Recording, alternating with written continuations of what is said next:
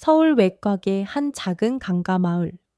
봄이면 유채꽃이 노랗게 물들이고 여름이면 매미 소리가 들려오며 가을이면 황금빛 벼가 고개를 숙이고 겨울이면 흰 눈이 마을 골목을 덮었다. 그곳에 김도연이라는 소년이 살고 있었다. 도연의 집 옆에는 오래된 대나무 울타리가 있었고 그 건너편에는 박서연이라는 소녀의 집이 자리 잡고 있었다.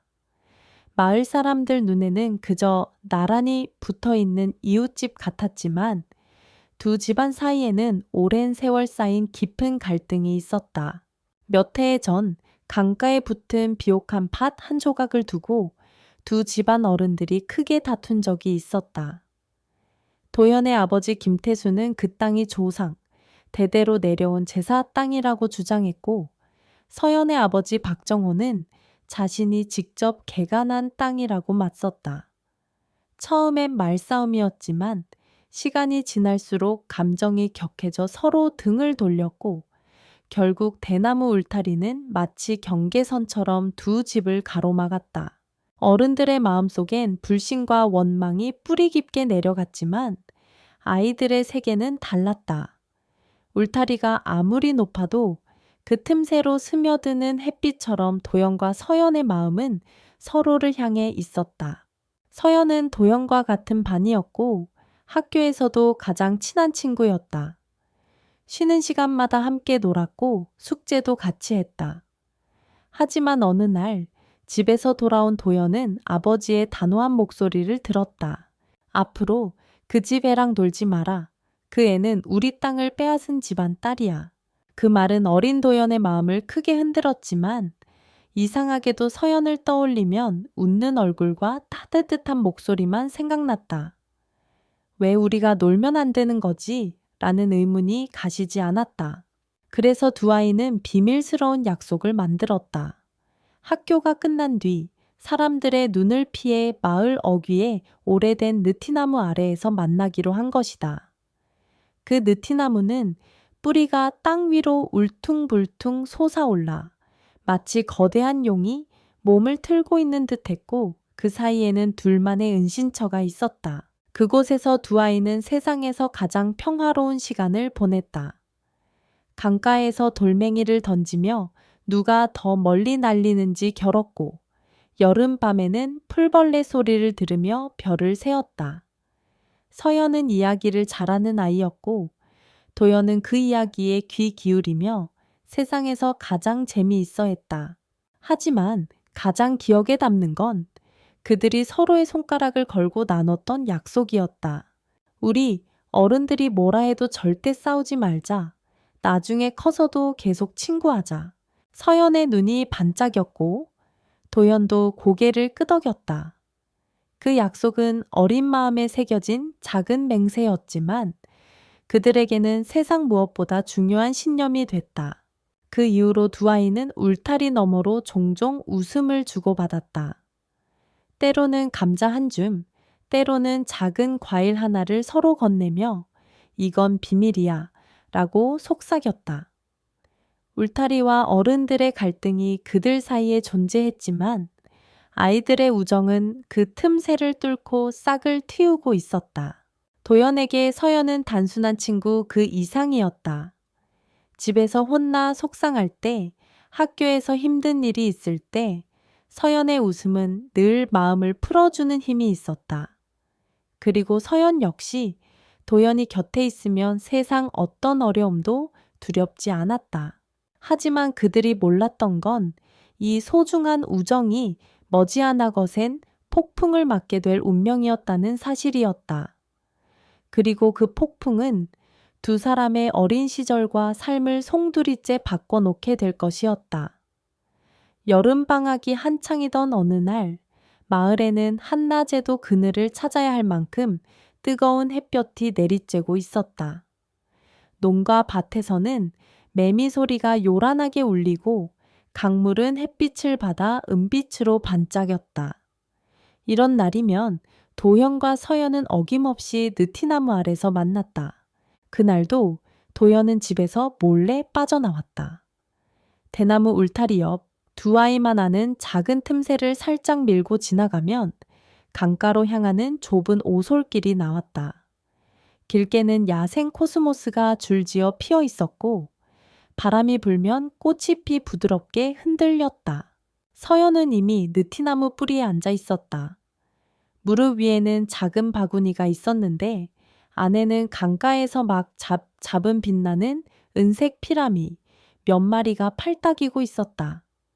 이거 우리 엄마 몰래 가져온 거야. 오늘은 내 집에서 매운탕 해 먹어. 서연이 장난기 어린 웃음을 지으며 말했다. 도연은 고개를 절레절레 저었지만 마음은 이미 따뜻해졌다. 서로에게 뭔가를 나누는 일은 두 사람에게 있어서 우리만의 의식 같았다. 때로는 강가에서 주운 매끈한 조약돌, 때로는 산에서 딴 산딸기. 그것들은 비싼 것도 귀한 것도 아니었지만 그 속에는 마음이 담겨 있었다. 어느 해 겨울, 눈이 소복이 쌓인 날에도 두 사람은 만났다. 숨을 내쉴 때마다 하얀 김이 피어올랐고 손은 꽁꽁 얼어붙었지만 그들은 작은 모닥불을 피워놓고 고구마를 구웠다. 서연은 고구마 껍질을 벗겨 도연에게 건넸다. 김이 모락모락 피어오르는 그 고구마는 달고 부드럽고 어쩐지 마음까지 녹이는 맛이었다. 시간이 갈수록 두 사람만의 세계는 점점 더 단단해졌다. 학교에서 받은 상장을 서로 자랑하고 장래희망에 대해 이야기하며 웃기도 했다. 도현은 나는 나중에 뭐든 고칠 수 있는 기술자가 될 거야 라고 말했고 서연은 그럼 나는 네가 고쳐준 전등 밑에서 사탕을 만들 거야 라고 답했다. 그러나 이 비밀스러운 행복 뒤에는 언제나 불안이 숨어 있었다. 울타리 너머에서 들려오는 어른들의 날카로운 목소리, 시선이 마주칠 때마다 스쳐가는 차가운 눈빛은 두 아이에게 우리가 같이 있다는 게 잘못된 걸까 하는 의문을 심었다. 그래도 도연과 서연은 매번 같은 결론에 도달했다. 우리가 약속했잖아. 절대 서로 등 돌리지 말자고. 그 약속은 마치 오래된 나무 뿌리처럼 보이지 않는 곳에서 두 사람을 단단히 묶어주고 있었다. 하지만 그들은 알지 못했다. 머지않아 닥칠 시련이 그 뿌리를 얼마나 세차게 흔들어 놓을지를. 겨울 초입, 찬바람이 강마루 밑까지 스며드는 어느 오후였다. 마을 사람들은 김장을 하느라 분주했고 논두렁 옆에서는 아이들이 첫눈을 기다리며 뛰어다니고 있었다. 그러나 박서연의 집은 그 활기와 전혀 다른 무겁고 음울한 공기에 휩싸여 있었다. 며칠 전부터 서연 어머니 이정숙은 배를 움켜쥐고 끙끙 앓고 있었다. 처음엔 단순한 소화불량이라 생각했지만 시간이 갈수록 통증은 심해졌고 얼굴빛은 창백해졌다. 숨소리마저 가늘고 빠르게 들렸다. 도연은 이상함을 느꼈다. 평소라면 서연이 먼저 느티나무 아래에 나와 그를 기다렸을 텐데 며칠째 모습이 보이지 않았다. 그는 마음이 조급해졌다. 결국 대나무 울타리 옆 오래된 작은 구멍을 비집고 서연네 마당 안을 살폈다. 서연은 집 앞 돌계단에 쪼그려 앉아 있었다. 두 무릎을 꼭 끌어안고 눈가는 부어 있었다.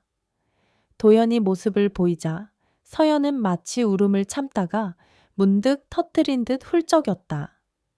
도연아, 우리 엄마 많이 아파. 도연은 황급히 다가갔다. 병원은? 약은? 서연은 고개를 저었다. 어제 읍내의원에 갔는데 의사 선생님이 바로 큰 병원으로 가야 한다고 했어. 맹장염이라서 빨리 수술 안 하면 위험하대. 그런데 그 목소리는 점점 작아졌고 말끝은 울음에 묻혔다. 쟤 수술비가 20만 원이래. 우리 집에는 그 돈이 없어. 20만 원. 지금으로 치면 그리 큰 돈이 아닐 수 있지만 1990년대 시골에서 그것은 한 집안의 몇 달치 수입에 해당하는 거금이었다. 게다가 추수 전에 돈을 구하는 건 더욱 어려웠다. 그때 서연의 아버지 박정호가 마루 안에서 나왔다. 평소 듬직하던 그의 어깨는 축 늘어져 있었고 눈빛은 지쳐 있었다. 그는 도연을 보더니 잠시 멈칫했다가 한숨을 길게 내쉬며 말했다. 얘야, 네가 일부러 온 건 알지만 지금 우리 집 형편은 참 말하기도 민망하구나. 그는 손으로 머리를 거칠게 쓸어 넘기며 말을 이었다. 읍내 친척들한테까지 다 연락했지만 다들 형편이 어려워 도와줄 수 없대. 돼지는 지난달에 팔아서 빚을 갚았고 곡식은 아직 창고에 덜 말라 팔 수도 없고 이러다 정숙이 잘못되면 그 목소리는 갈라졌고 더 이상 말을 잇지 못했다. 서연은 다시 눈물을 흘렸다. 도연은 그 모습을 보며 목구멍이 꽉 막힌 듯 숨이 가빠졌다. 그의 머릿속에 이정숙의 얼굴이 스쳤다. 어렸을 적 무릎을 까져 울고 있던 자신에게 다가와 약초를 붙여주고 주머니 속에서 꺼낸 생강 사탕을 쥐어주던 그 따뜻한 미소. 어른들이 아무리 등을 돌려도 그녀만큼은 늘 부드럽게 다쳤니 도연아 하고 불러주던 그 목소리. 그 사람이 지금 죽을지도 모른다고? 생각이 거기까지 미치자 심장이 쿵 하고 내려앉았다. 그날 저녁, 도연은 집으로 돌아왔지만 밥상 앞에 앉아도 젓가락이 전혀 움직이지 않았다. 아버지 김태수와 어머니 최영숙은 모르는 듯 평소처럼 밥을 드셨다. 그러나 도연은 귀로는 바람소리를, 눈으로는 서연네 마당에 불 꺼진 창문을 떠올리고 있었다. 밤이 깊어지자 그는 이불 속에서 몸을 웅크리고 눈을 감았다.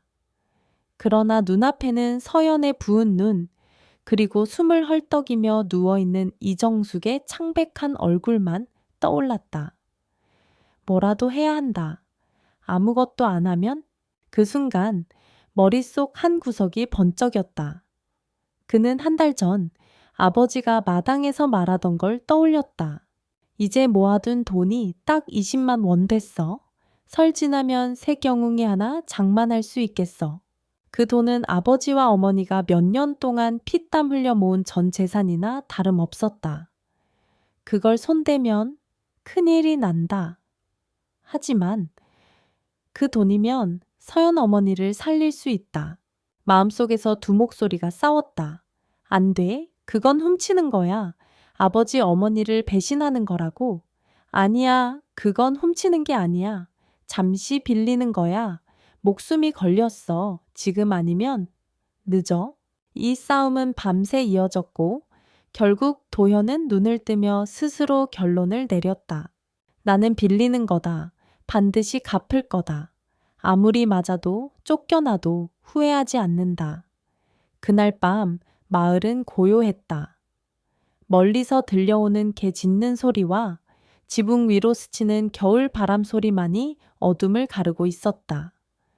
도연은 이불 속에서 눈을 부릅뜬 차에 부모님의 숨소리를 가만히 들었다. 부엌 쪽에서 들려오는 석유 난로의 딱딱 소리가 유난히 크게 느껴졌다. 마침내 아버지와 어머니의 숨소리가 깊어지고 온 집안이 정적에 잠기자 그는 천천히 몸을 일으켰다. 맨발이 마룻바닥의 냉기를 그대로 느꼈지만 심장은 그보다 훨씬 더 빠르게 뛰고 있었다. 안방 옆 장롱 위 낡은 양철 과자통 하나. 그 안에 아버지가 피땀으로 모은 20만 원이 있었다.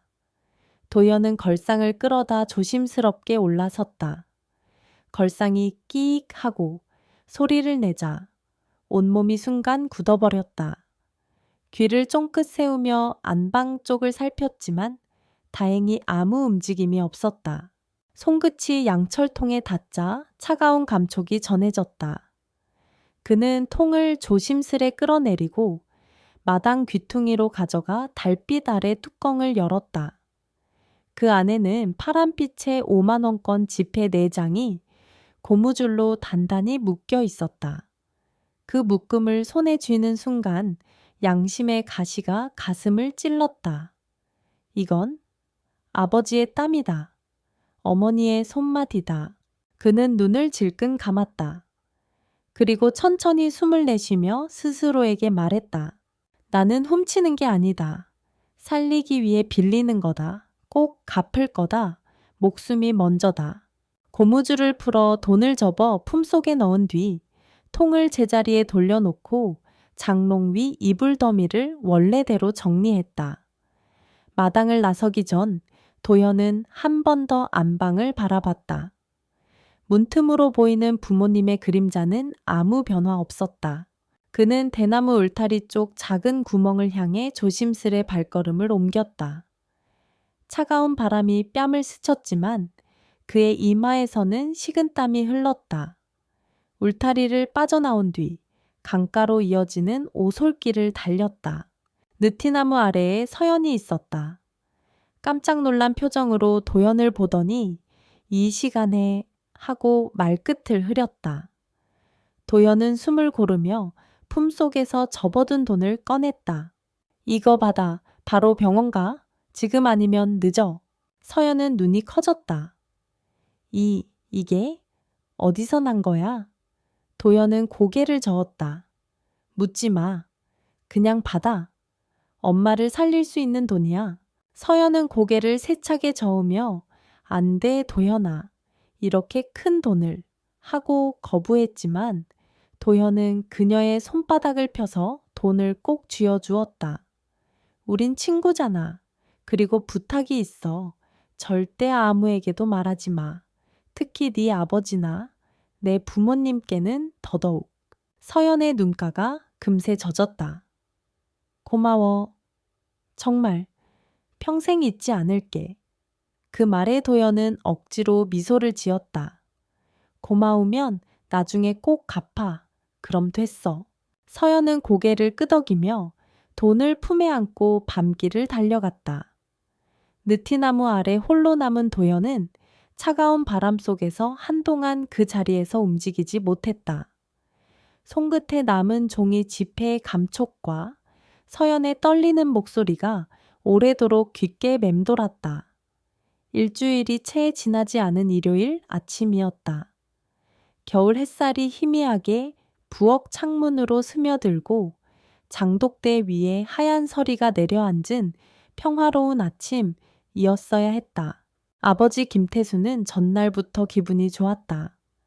몇 해 동안 모은 돈으로 드디어 경욱이를 살 수 있게 됐다고 마을 이웃들에게 자랑까지 했다. 그날 아침 아버지는 깨끗한 셔츠를 꺼내 입고 어머니 최영숙이 싸준 주먹밥과 소금김치를 보자기에 넣었다.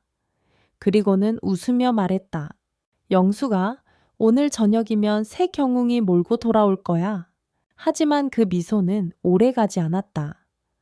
아버지가 안방 장롱 위를 살펴보고 손을 뻗어 양철 과자통을 꺼낸 순간 그 표정이 변했다. 뚜껑을 열자 안에는 허공만이 가득했다. 몇 초간 침묵이 흘렀다. 그리고 낮고 거친 목소리가 터져 나왔다. 돈이 어디 갔어? 어머니가 부엌에서 달려왔다. 아니, 그 돈을 그렇게 깊숙이 숨겨놨는데 설마 도둑이? 아버지는 고개를 절레절레 저었다. 도둑, 집 문단속이 얼마나 철저한데 이건 집 안 사람 짓이야. 그 말과 함께 아버지의 시선이 도연에게 향했다. 방 한구석에서 책을 보는 척하던 도연은 마른 침을 꿀꺽 삼켰다. 아버지의 눈빛은 예리한 칼날 같았다. 도연아, 이리 와. 도연은 천천히 걸어 나갔다. 심장은 쿵쿵 울렸고 손바닥에는 식은땀이 배어 있었다. 네가 그 돈 가져갔냐? 대답해. 네가 했어? 도연은 입술을 깨물었다. 서연과 했던 약속이 떠올랐다. 절대 아무에게도 말하지 않기. 그 약속을 깨는 순간 모든 게 무너질 것 같았다. 아버지의 목소리는 점점 더 높아졌다. 김도연, 이 아버지 말 못 들었어? 마침내 도연은 고개를 끄덕였다. 네, 제가 했어요. 순간 아버지의 손이 벼락처럼 내려왔다. 따끔한 통증이 뺨에 번졌고 시야가 순간 흔들렸다. 네가 감히 부모 피땀으로 모은 돈을 훔쳐? 도연은 주먹을 꼭 쥐고 이를 악물었다. 전 훔친 게 아니라 필요한 데 썼어요. 필요? 무슨 필요? 도박이라도 했냐? 아니면 그때 마당에서 발소리가 들렸다. 대문이 열리며 박서연과 그녀의 아버지 박정호가 서 있었다. 서연의 눈은 불안하게 흔들렸고 박정호는 상황을 눈치채고 다가왔다. 타혜수 형 무슨 일입니까? 아버지 김태수는 서연네를 노려봤다. 이유가 뻔하지 않나? 내 딸이 우리 집 아들 꼬드겨서 돈 훔치게 만들었지. 그 돈으로 네 마누라 수술시켰잖아. 서연은 고개를 세차게 저었다. 아니에요, 아저씨. 그건 도연이 큰 소리로 끊었다. 서연아, 조용히 해. 그러나 아버지의 시선은 이미 모든 의심을 확신으로 굳혔다. 봐라, 아무리 감싸도 진실은 하나다. 난 이 빚 잊지 않는다. 오늘부로 우리 집과 너희 집은 남남이다. 마당 공기는 얼어붙었고 서연의 눈�깬 눈물이 맺혔다. 도연은 그 눈물을 보면서도 차마 진실을 말할 수 없었다. 약속과 의리, 그리고 가족 간에 깊어진 골. 그날 세 사람의 마음속에 꺼지지 않는 불씨가 남겨졌다. 그날 오후 마을에는 이미 소문이 퍼졌다. 김태순의 아들이 돈 훔쳤다더라. 그 돈이 박정원의 병원비로 들어갔다던데 마치 바람처럼 퍼진 말들은 사실을 더 왜곡시키고 감정을 더 날카롭게 만들었다. 박정원은 차마 반박하지 못했다. 아내의 생명이 그 돈으로 구해진 건 사실이었으니까. 하지만 그는 억울함과 감사함이 뒤섞인 복잡한 마음으로 김태수를 찾아갔다. 타혜수 형, 미안하네. 하지만 도연이가 자발적으로 김태수는 말을 끊으며 손을 내저었다. 자발적? 애를 꼬드기면 자발적이지. 앞으로 우리 집 문턱은 넘지 마라. 그리고 너희 딸도 내 아들 앞에 다시는 나타나지 마. 그 말은 칼처럼 날카로웠다. 서연은 옆에서 울먹이며 고개를 숙였지만 김태수의 표정은 단단하게 굳어 있었다. 박정호도 더 이상 말할 수 없었다. 그는 서연의 어깨를 붙잡고 조용히 돌아섰다. 그날 저녁, 김태수는 도연을 방에 가둬버렸다. 반성할 때까지 절대 나오지 마. 문이 쾅 하고 닫히고 굳게 잠겼다. 방 안에서 도연은 벽에 기대앉아 서연을 떠올렸다. 창문 너머 서쪽 하늘이 붉게 물들고 있었다. 그 붉은 빛 속에 서연의 울먹이는 얼굴이 겹쳐 보였다. 며칠 후 서연의 집 대문 앞에는 굵은 자물쇠가 채워졌다. 박정호는 아예 서연이 밖에 나가지 못하게 했다. 이제 그 집 아이와는 아무 상관도 없다. 학교도 다른 데로 전학시킬 거다. 서연은 문틈으로 하늘을 바라봤다. 그 하늘 아래 도현도 같은 하늘을 보고 있을 거라고 믿었지만 서로의 얼굴을 다시 보는 건 생각보다 훨씬 먼 일이 될 것이었다. 그렇게 두 집안의 인연은 단칼에 끊겼다. 마을 사람들도 이제 두 집을 같은 잣대로 보지 않았다. 김태수 가족은 돈을 지키지 못한 집으로, 박정호 가족은 남의 돈으로 목숨 건진 집으로 은근히 구분됐다. 세월은 흐르겠지만 그날 생긴 골은 깊게 패였고 쉽게 메워지지 않았다. 그리고 그 골은 도연과 서연의 가슴 속에서도 함께 커져만 갔다. 시간은 참 이상했다. 서로를 보지 못하는 하루하루는 느리게 흘렀지만 달력을 찢다 보니 어느새 10해가 지나 있었다. 도연은 20살이 되자 마을을 떠나 서울로 향했다. 기계 수리 기술을 배우겠다는 결심이었다. 낯선 도시, 시끄러운 공사장, 차가운 기계 부품 속에서도 그의 머릿속에는 늘 서연이 있었다. 퇴근길 지하철 창밖으로 스치는 노을을 보면 그 붉은빛 안에 서연의 웃음이 스며 있는 것 같았다. 그럴 때면 그는 무심코 주머니 속에 작은 조약돌을 꺼냈다. 어릴 적 서연이 강가에서 건네준 그 돌이었다. 매끄럽고 둥근 표면을 손끝으로 만지면 마치 시간의 벽이 무너지고 느티나무 아래에 여름이 돌아오는 듯 했다. 한편 서연은 전학 후에도 시골 생활을 계속했다. 아버지 박정호는 그녀를 더 단속했고 마을 사람들의 시선은 여전히 묵직했다. 그러나 그녀는 꿋꿋이 버텼다. 고등학교를 졸업하고 작은 제과점에서 일하며 밤에는 제과제빵 학원에 다녔다. 언젠가 내가 만든 사탕과 빵을 도연이에게도 먹이고 싶어. 이 생각이 긴 세월을 버티게 한 힘이었다. 서연은 가끔 장터에서 서울행 버스를 보며 서 있었다. 혹시 저 버스 안에 도연이도 있을까? 그럴 때면 심장이 두근거렸지만 곧 이성이 그녀를 붙잡았다. 아니야, 우리 사이는 이미 끝난 거야. 그 집 문턱을 넘지 말라는 말, 아직도 유효하잖아. 하지만 세상은 참 묘해서 떨어져 있어도 마음이 통하면 우연히 운명을 가장한 채 다가오기도 한다. 그 해 겨울, 서연은 우연히 인터넷을 통해 서울의 한 기계회사 소식을 보게 됐다. 그곳의 기사 한 장에는 작업복을 입고 웃고 있는 청년의 모습이 있었다. 눈빛, 웃음, 그리고 오른쪽 눈썹 위에 작은 흉터까지 그건 틀림없이 도연이었다. 서연은 화면을 오래 바라봤다. 마치 모니터 속으로 손을 뻗으면 그가 잡아줄 것만 같았다. 하지만 그 순간 머릿속에는 아버지의 냉정한 목소리가 스쳤다. 다시는 그 집 아이와 얽히지 마. 그 목소리는 여전히 날카로웠지만 이제 서연의 마음에는 작은 반항심이 피어오르고 있었다. 10년이라는 세월이 두 사람을 완전히 갈라놓았을까? 아니면 이제 막 다시 시작하려는 걸까?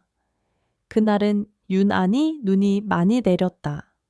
서연은 가게 주문 배달을 위해 이른 아침부터 나섰다. 서울 시내의 한 중소기업 사무동, 건물 1층 카페에 따끈한 케이크와 빵을 전달하는 것이었다. 엘리베이터 앞에서 기다리던 순간 문이 띵 하고 열리자 그 안에 서 있는 한 남자가 눈에 들어왔다. 첫눈에 알아봤다. 넓은 어깨, 조금 거칠어진 손, 그리고 여전히 깊은 눈매. 그는 바로 도연이었다. 서연은 순간 얼어붙었다. 목소리가 목구멍까지 차올랐지만 아무 소리도 나오지 않았다. 도연 역시 그녀를 보는 순간 숨이 멎은 듯했다. SEO, 연하? 그의 목소리는 낮고 믿기 힘든 듯 떨렸다. 서연은 케이크 상자를 꼭 끌어안았다. 오, 오랜만이야. 그 한마디의 10년의 공백이 마치 눈 녹듯 사라지는 것 같았다. 엘리베이터 문이 닫히고 그 안은 묘한 정적에 휩싸였다. 둘 다 무슨 말을 해야 할지 몰랐다. 그러다 도연이 조심스럽게 물었다. 잘 지냈어? 서연은 웃으려 했지만 입꼬리만 조금 떨렸다. 응, 그냥 살았어. 너는? 나도. 그냥 살았어. 말은 짧았지만 그 속에는 수많은 이야기와 묻어둔 그리움이 숨어 있었다. 엘리베이터가 도연의 층에 멈추자 그는 서연을 바라보며 망설였다. 그리고 결심한 듯 말했다. 오늘 퇴근 후에 잠깐 시간 내줄 수 있어. 서연은 대답 대신 고개를 끄덕였다. 그 고개의 끄덕임은 10년 전 닫혀버린 문을 조금이나마 다시 열어주는 신호 같았다. 그날 저녁 눈발이 흩날리는 골목 끝 카페에서 두 사람은 마주 앉았다. 첫 마디는 서로의 안부였지만 곧 이야기는 10년 전 그 여름 느티나무 아래로 돌아갔다. 그들은 웃기도 했고 울기도 했다. 그리고 그 순간 깨달았다. 아무리 떨어져 있어도 잊혀지지 않는 인연이 있다는 것을. 그날 이후 도연과 서연은 조심스럽게 연락을 이어갔다. 퇴근 후 짧게 저녁을 먹거나 주말에 공원을 산책하는 정도였다. 둘 다 서두르지 않았다. 10년이라는 시간 동안 쌓인 벽을 한 번에 허물 수 없다는 걸 알았기 때문이다. 그러나 마음만큼은 빠르게 가까워졌다. 도연은 서연의 웃음에서 여전히 예전의 따뜻함을 느꼈고, 서연은 도연의 눈빛에서 변함없는 진심을 읽었다. 하지만 세상은 두 사람의 재회를 가만히 두지 않았다. 특히 서연의 아버지 박정호의 반응은 예상보다 훨씬 더 차가웠다. 그날 저녁, 서연은 용기를 내어 아버지에게 말했다. 아빠, 나 도연 씨 다시 만나고 있어. 말이 끝나자마자 거실 공기가 얼어붙었다. 박정호의 얼굴은 굳어졌다. 내가 뭐라고 했지? 그 집 아이랑은 절대 안 된다고 했잖아. 목소리는 낮았지만 눈빛은 매서웠다. 아빠, 10년이 지났어. 예전에 그 오해나 문제들은 오해? 아니, 그 집은 원래 우리랑 어울리지 않아. 가난하고 배경도 없고 네가 다시 힘들어질 게 뻔하다. 서연은 주먹을 꼭 쥐었다. 이 말이 너무 익숙했지만 예전처럼 고개를 숙이고 물러서고 싶지 않았다. 아빠, 이번엔 나도 행복을 선택할 거야. 그 말에 박정호의 얼굴이 분노로 물들었다. 넌 아직도 철이 없구나. 그 남자 하나 때문에 네 인생을 망치고 싶어? 대화는 끝내 싸움으로 번졌고 서연은 방으로 들어와 문을 걸어 잠갔다. 눈물이 뚝뚝 떨어졌지만 이번엔 그 눈물 속에 결심이 함께 있었다. 그날 밤 도현에게서 메시지가 왔다. 괜찮아? 내가 무리하게 한 건 아니야? 서연은 잠시 망설이다가 답했다. 괜찮아. 나 이번엔 끝까지 가볼 거야. 그 한 문장 속에는 두 사람이 다시 함께 걷겠다는 약속과 앞으로 마주할 수많은 벽을 넘겠다는 다짐이 담겨 있었다. 서연이 아버지의 반대를 겨우 넘기려고 애쓰고 있던 그 시기, 도연 역시 집안의 시선과 맞서야 했다. 그날 도연은 용기를 내어 어머니 이순자의 집을 찾았다. 거실 테이블 위에는 따끈한 미역국이 놓여 있었고 어머니는 여느 때처럼 반가운 미소로 맞아주었다. 도연아, 요즘 표정이 많이 좋아졌다. 좋은 일 있나 보네? 그 말에 도연은 잠시 머뭇거렸다가 조심스레 입을 열었다.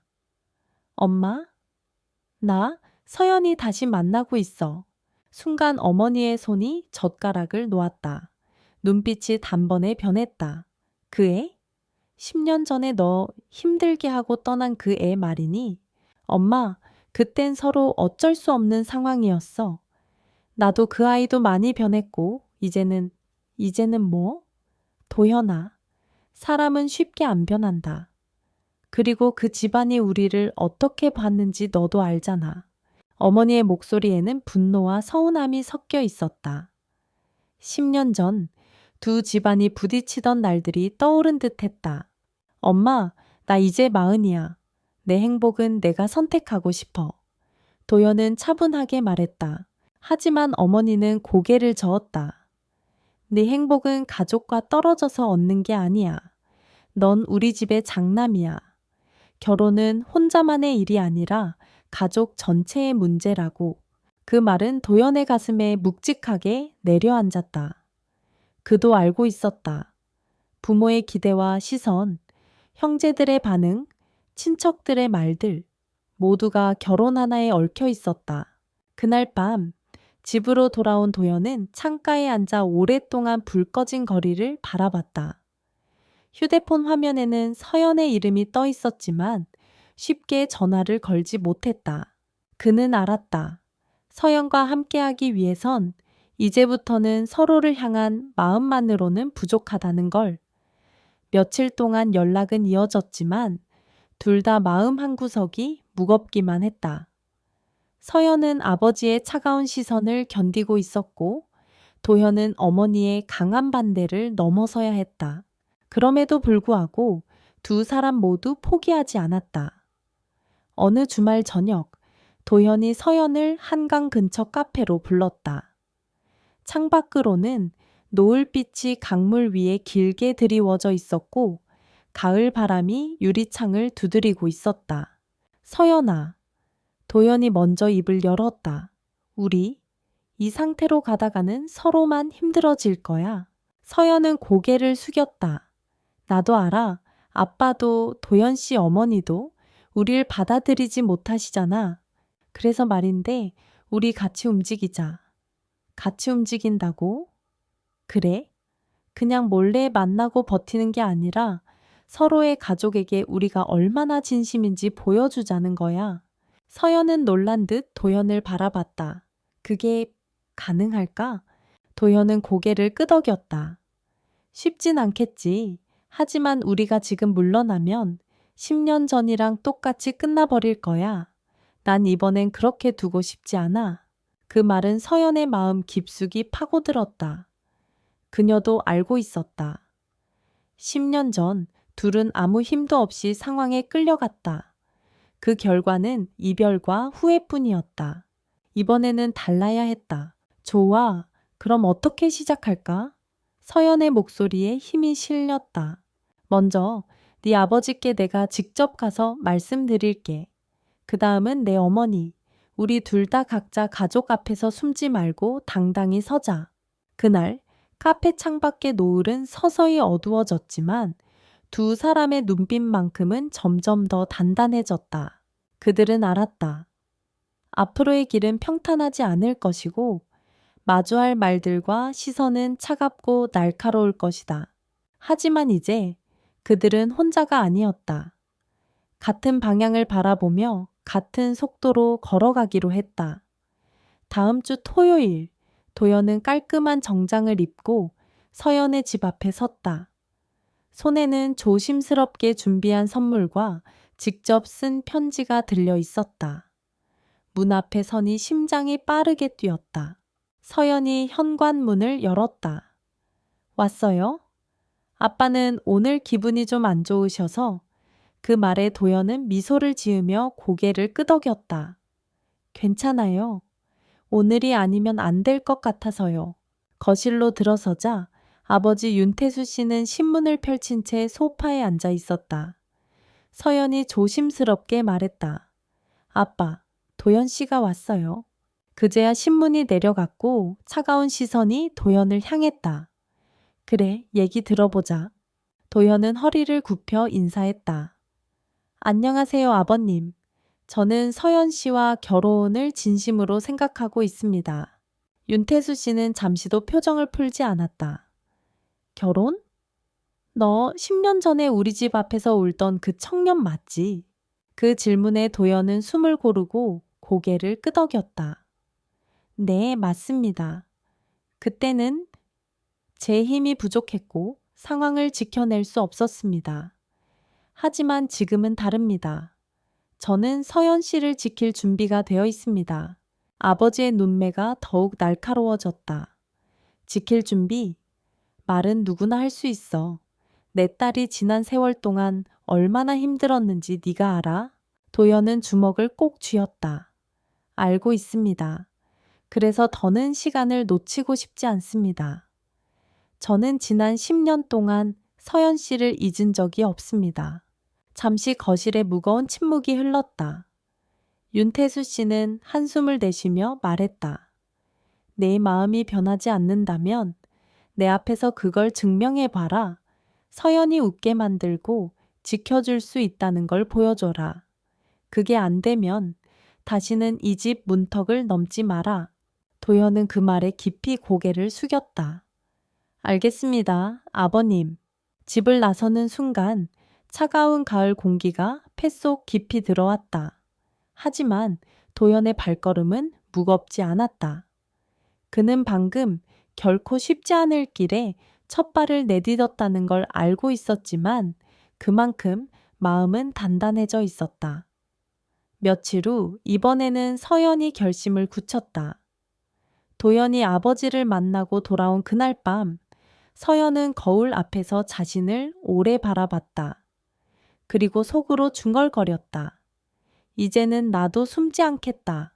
그 주말, 도연은 서연을 어머니 집으로 데려갔다. 현관 앞에 서니 서연의 손이 살짝 떨렸다. 도연이 그 손을 꼭 잡아주며 말했다. 괜찮아.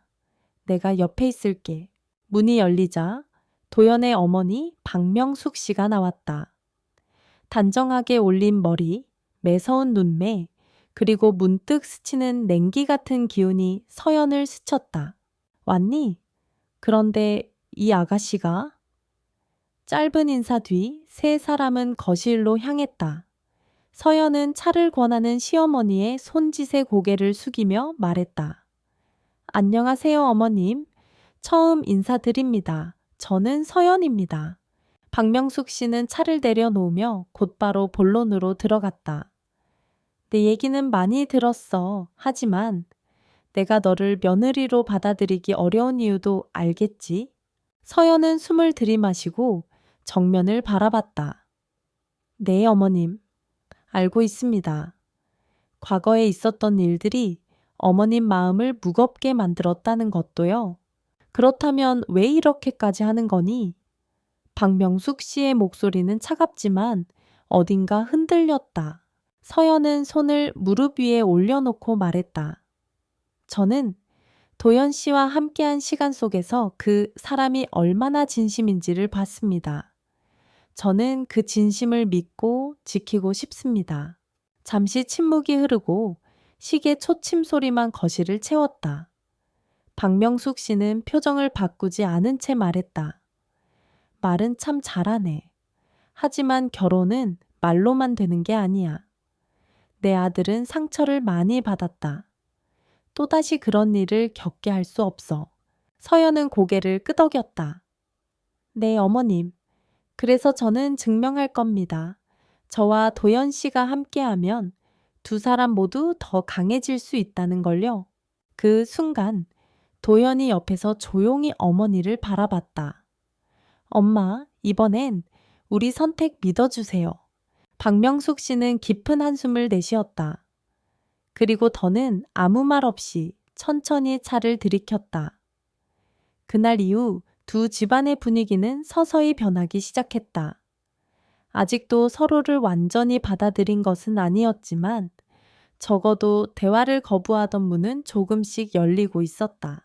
도연의 아버지 윤태수 씨는 예전처럼 냉담한 표정 대신 가끔 서연의 안부를 묻거나 집 앞까지 데려다주는 도연을 보며 잠시 생각에 잠기는 일이 많아졌다. 서연이 보이지 않는 곳에서 노력하고 있다는 걸 그 역시 서서히 느끼고 있었던 것이다. 한편 박명숙 씨도 마음 한구석이 흔들리고 있었다.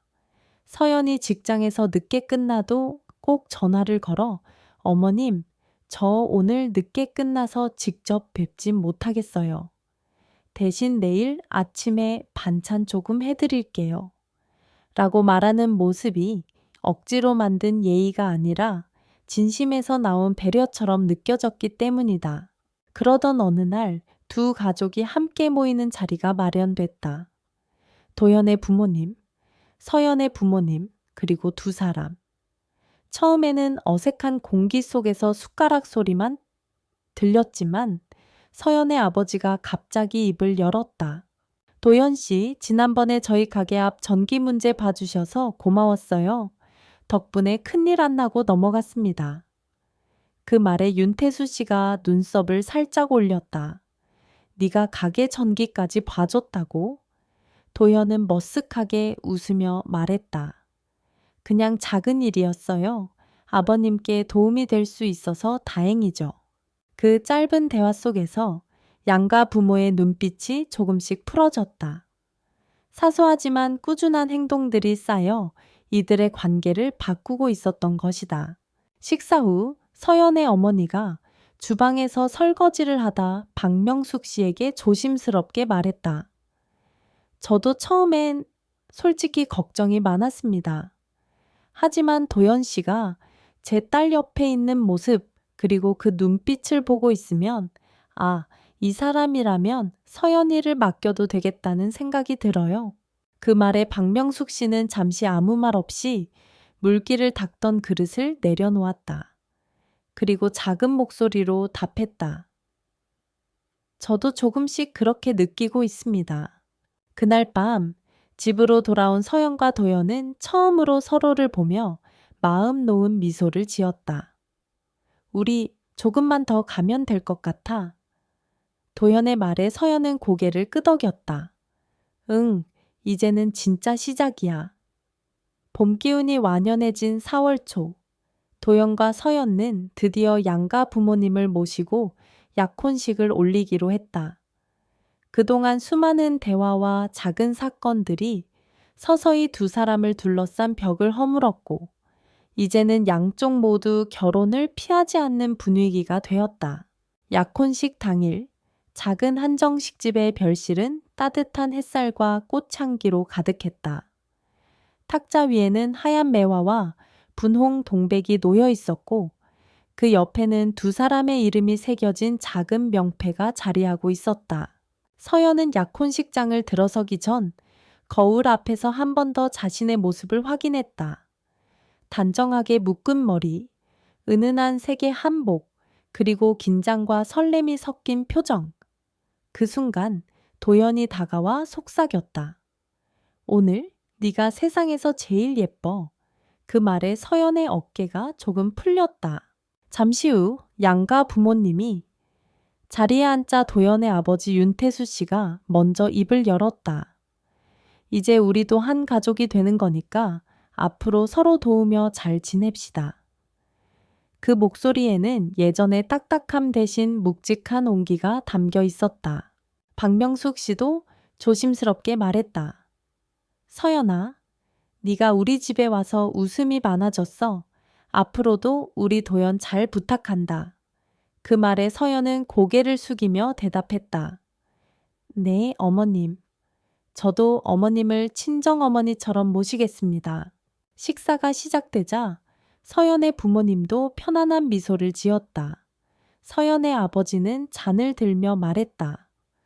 두 사람이 이렇게까지 오기 위해 얼마나 많은 시간을 버텼는지 저희도 잘 압니다. 이제는 서로의 뒤에서 든든한 버팀목이 되어주길 바랍니다. 그날 웃음과 축하의 말이 오가는 자리에서 서연과 도연은 처음으로 한 가족이라는 실감을 했다. 예전에는 상상조차 어려웠던 순간이 지금 눈앞에 펼쳐지고 있었던 것이다.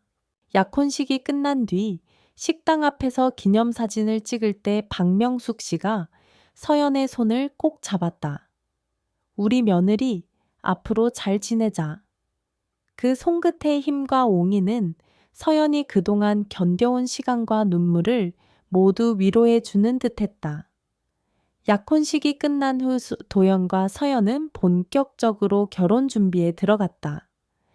예전 같았으면 서로 다른 방향을 바라보던 두 가족이었지만 이제는 한마음으로 준비를 돕고 있었다. 도연의 부모님은 예식장 예약과 하객 명단을 챙겼고 서연의 부모님은 신혼집 가구와 살림살이를 마련했다.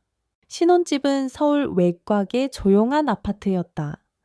창문 너머로 작은 공원이 내려다 보이고 봄마다 벚꽃이 흐드러지게 피는 곳이었다. 서연은 그곳에서 도연과 함께 소박하지만 평온한 삶을 꿈꾸기 시작했다. 결혼식 날 맑은 하늘과 따뜻한 햇살이 두 사람을 축복하듯 내리쬐었다. 하객석에는 양가 가족과 오랜 친구들, 그리고 그동안 두 사람을 응원해준 많은 이들이 자리했다. 서연이 아버지의 손을 잡고 입장하는 순간 도연의 눈가가 붉어졌다. 서연 역시 지금 이 자리에 서기까지 얼마나 많은 눈물과 시간을 견뎌왔는지 떠올랐다. 주례사의 마지막 한마디가 마음에 깊이 남았다. 가족은 피로만 이어지는 것이 아니라 서로를 향한 이해와 믿음으로 완성됩니다. 식이 끝나고 신혼집으로 돌아온 두 사람은 첫 저녁 식사를 함께 준비했다. 작은 식탁 위에 놓인 반찬과 와인 한 잔, 그리고 서로를 바라보며 지은 미소. 그 순간 서연은 속으로 다짐했다. 이제는 어떤 어려움이 와도 우린 함께 버티고 함께 웃을 거야. 몇 달 뒤 두 사람은 부모님을 초대해 신혼집에서 첫 명절을 함께 보냈다. 거실 한가운데서 웃음소리가 울려 퍼졌고 그 소리는 벽을 넘어 이웃집까지 전해졌다. 이제 서연에게 가족이라는 단어는 두려움이나 부담이 아닌 따뜻한 품과 안식의 의미로 다가왔다. 도연 역시 서연과 함께하는 매일이 자신의 인생에서 가장 소중한 시간임을 느끼고 있었다. 그들의 이야기는 이렇게 끝났지만 사실 끝이 아니라 새로운 시작이었다. 서로를 지켜주는 버팀목이자 함께 웃고 울어줄 든든한 동반자로서 그들은 앞으로의 시간을 채워갈 것이다.